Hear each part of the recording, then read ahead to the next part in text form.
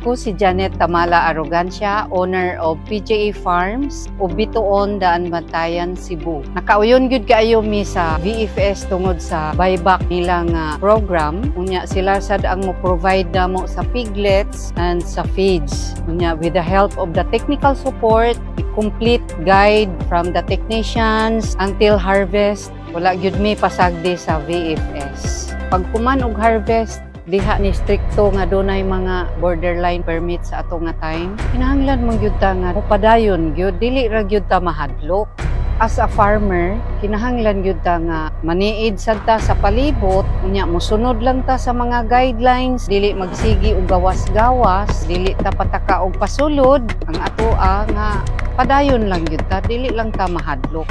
Since kami partner sa Virginia, protected mi sa contract. Kung mamahal ang feeds, dili sila kapamahal kaayo. Pero gi-increasean man pud nila ang ilahang buyback. Malipay ra pud mi og mo increase ang feeds, increased ang buyback.